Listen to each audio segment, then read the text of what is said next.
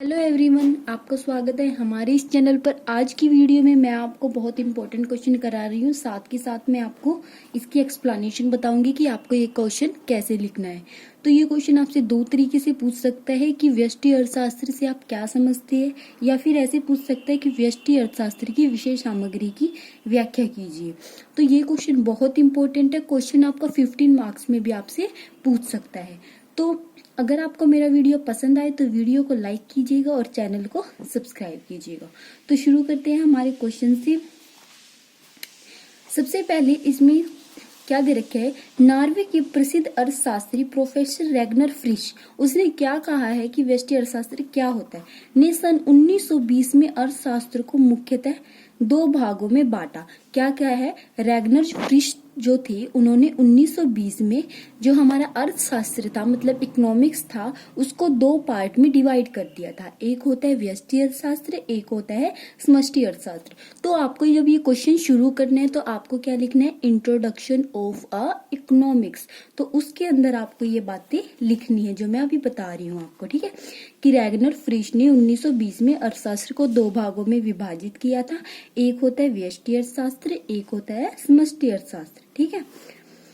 उसके बाद है व्यक्तिगत स्तर पर आर्थिक क्रियाओं का अध्ययन व्यष्टि अर्थशास्त्र के अंतर्गत किया जाता है। मतलब एक व्यक्ति, एक फर्म, एक उद्योग का अगर हम अध्ययन करते हैं तो उसको हम क्या करते हैं, व्यष्टि अर्थशास्त्र के अंतर्गत शामिल करते हैं। मतलब व्यक्तिगत इकाइयों की जब हम क्या करते हैं, अध्ययन करते हैं व्यक्तिगत इकाइयों का, तो उन्हें हम व्यष्टि अर्थशास्त्र के अंतर्गत शामिल करते हैं। और समष्टि अर्थशास्त्र में हम क्या करते हैं, समस्त अर्थव्यवस्था के स्तर पर आर्थिक क्रियाओं का अध्ययन समष्टि अर्थशास्त्र के अंतर्गत किया जाता है। मतलब जब हम पूरी अर्थव्यवस्था का अध्ययन करते हैं, संपूर्ण अर्थव्यवस्था के व्यक्तियों का अध्ययन करते हैं, पूरी फर्म, जितने भी अपनी अर्थव्यवस्था में उद्योग है, जितने भी फर्में हैं, सबका हम क्या करते हैं, अध्ययन करते हैं, तो उन्हें हम समष्टि अर्थशास्त्र के अंतर्गत शामिल करते हैं।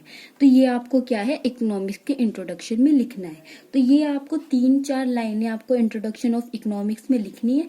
उसके बाद आपको क्या लिखना है, मीनिंग ऑफ माइक्रो इकोनॉमिक्स, मतलब व्यष्टि अर्थशास्त्र का अर्थ। ये क्वेश्चन आपको ना, मतलब आपको आंसर तो आता होता है क्वेश्चन का, लेकिन आपको वो एक्सप्लेन नहीं करना आता कि आपको उस क्वेश्चन में क्या क्या लिखना है। तो सबसे पहले आपको इंट्रो लिखना होता है, उसके बाद आपको मीनिंग लिखना है। मीनिंग में आपको क्या लिखना है, अंग्रेजी भाषा में व्यष्टि को क्या कहा जाता है, माइक्रो, ठीक है। अंग्रेजी भाषा का यह शब्द ग्रीक भाषा के माइक्रो शब्द से लिया गया है, जिसका अर्थ है छोटा।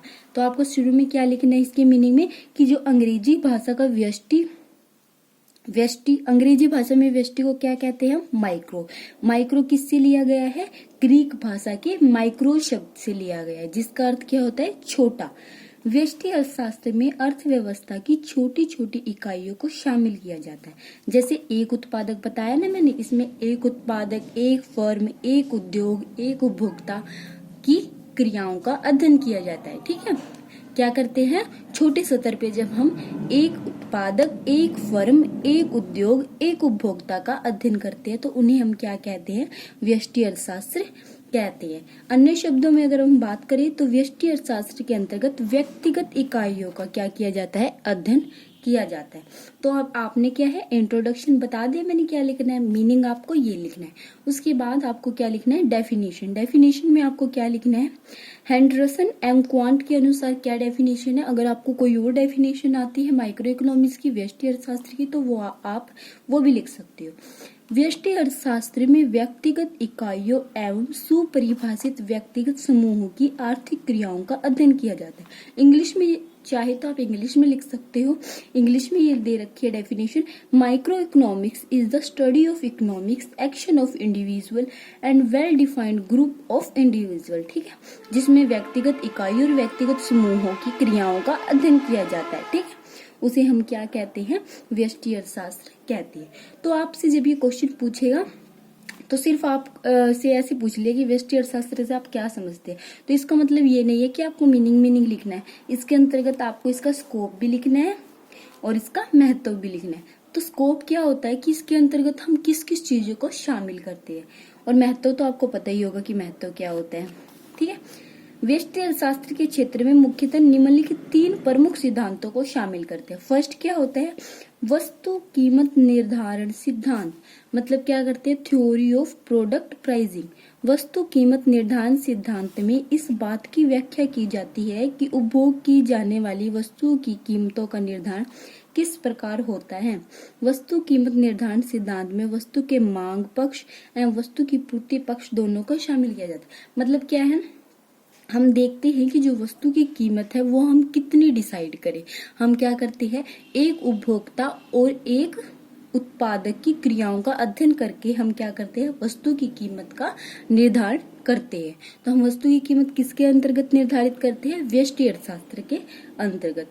सेकंड जो पॉइंट है आपका है साधन कीमत निर्धारण सिद्धांत, थ्योरी ऑफ फैक्टर प्राइसिंग। साधन कीमत निर्धारण सिद्धांत में इस बात की व्याख्या की जाती है कि उपभोग की जाने वाली विभिन्न वस्तुओं के उत्पादन में प्रयोग किए जाने वाले उत्पादन के विभिन्न साधनों की कीमत का निर्धारण किस प्रकार किया जाए। एक तो होती है वस्तु की कीमत, जैसे हमने क्या बनाई, जैसे हमने फॉर एग्जाम्पल हमने क्या बनाया? फर्नीचर बनाया, ठीक है। तो हम जैसे हमने बनाई जैसे हमने बेड बनाया, ठीक है। हमने क्या बनाया? बेड बनाया, ठीक है। तो हम बेड की कीमत किसके अंतर्गत निर्धारित करेंगे? व्यष्टि अर्थशास्त्र के अंतर्गत, ठीक है। ये तो हो गया बेड का प्राइस। जैसे हमने बेड का प्राइस डिसाइड कर लिया 1000, ठीक है। ये हो गया, ये भी हम इसके अंतर्गत निर्धारित करेंगे। उसके बाद सेकंड पॉइंट है साधन कीमत निर्धारण सिद्धांत। तो उसके बाद सेकंड पॉइंट में आपको क्या लिखना है? जैसे हमने बेड बनाया, उस बेड को बनाने के लिए हमने कितनी लकड़ी का यूज किया, कितने मजदूरों का प्रयोग किया, मतलब इसको बनाने के लिए हमने जिस जिस चीज का यूज किया उन सब का प्राइस भी किसके अंतर्गत डिसाइड किया जाता है? व्यष्टि अर्थशास्त्र के अंतर्गत डिसाइड किया जाता है, ठीक है। वस्तु की कीमत का निर्धारण भी और वस्तु में जो प्रयोग हुआ है मटेरियल, उनकी कीमत का निर्धारण भी व्यष्टि अर्थशास्त्र के अंतर्गत किया जाता है। थर्ड जो पॉइंट है आपका वो है आर्थिक कल्याण का सिद्धांत। आर्थिक कल्याण का सिद्धांत व्यष्टि अर्थशास्त्र का केंद्र बिंदु है।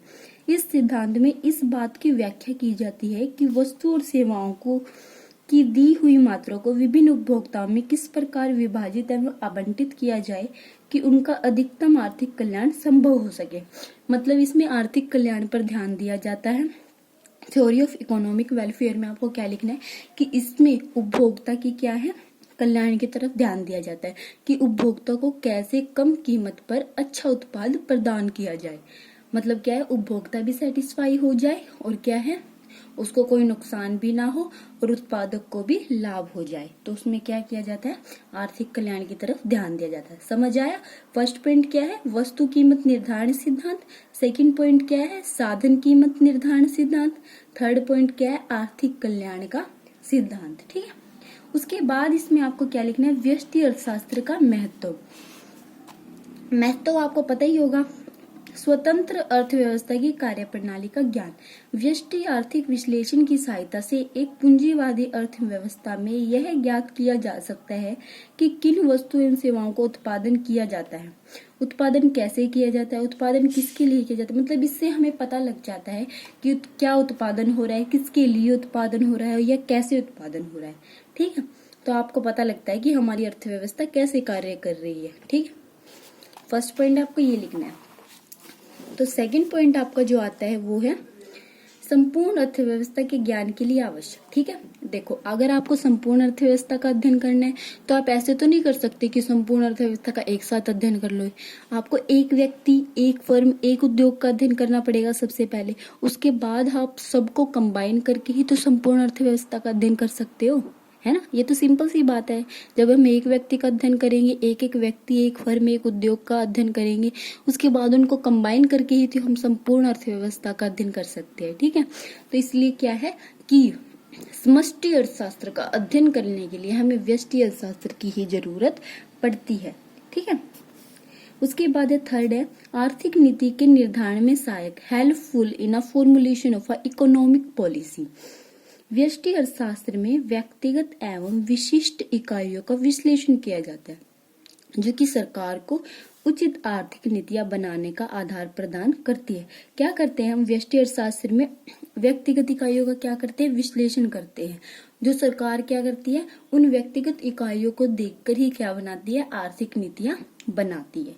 ठीक है, जब सरकार कोई निर्णय लेना होता है तो वो अपनी क्या करती है? एक व्यक्ति, एक फर्म, एक उद्योग का अध्ययन करके ही अपनी आर्थिक नीतियां बनाती है। उसके बाद है समाज की आर्थिक कल्याण का ज्ञान। व्यष्टि अर्थशास्त्र में उत्पादन तथा उपभोग की कुशलताओं की दशाओं की व्याख्या की जाती है और इस बात पर भी प्रकाश डाला जाता है कि कुशलता में कमी लाने वाले मुख्य कारण कौन कौन से हैं और उन्हें दूर करने के लिए कौन कौन सी उचित नीतियां अपनाई जाती हैं। कि मतलब अगर हमारी उपभोग की कुशलताओं में कोई कमी है तो हम उस पर ध्यान देते हैं कि किस कुशलता में हमारी कमी है और उनको हम दूर करने का क्या करते हैं? प्रयास करते हैं।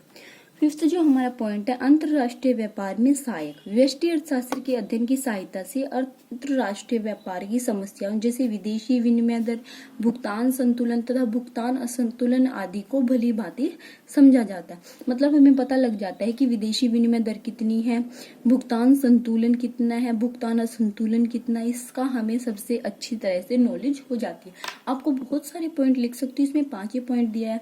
जैसे आप लिख सकते हो, हमें पता लग जाता है कि एक व्यक्ति, एक फर्म, एक उद्योग की मतलब क्या है, स्थिति क्या है, उनकी समस्याएं क्या है, वो क्या क्या क्रियाएं कर रहे हैं। हम इस समष्टि अर्थशास्त्र का अध्ययन करने में व्यष्टि अर्थशास्त्र की जरूरत पड़ती है। आर्थिक नीतियां बनाने के लिए हमें क्या, बहुत सारे पॉइंट है। आप इसके अलावा भी कोई भी पॉइंट लिख सकते हैं। मैंने ये 5 पॉइंट बताए हैं। अगर आपको किसी पॉइंट में डाउट है तो आप मुझे बता सकते हैं। कोई एग्जाम्पल ना समझ में आया, कोई मीनिंग ना समझ में आया तो वो भी आप मुझे कमेंट बॉक्स में कमेंट कर सकते हैं। तो आज का क्वेश्चन था आपका व्यष्टि अर्थशास्त्र का। नेक्स्ट कल हम क्वेश्चन करेंगे समष्टि अर्थशास्त्र क्या होता है। ठीक है, समष्टि अर्थशास्त्र क्या होता है, ये सारे हम क्वेश्चन कल करेंगे। ठीक है, अगर आपको मेरा वीडियो पसंद आया है तो वीडियो को लाइक और चैनल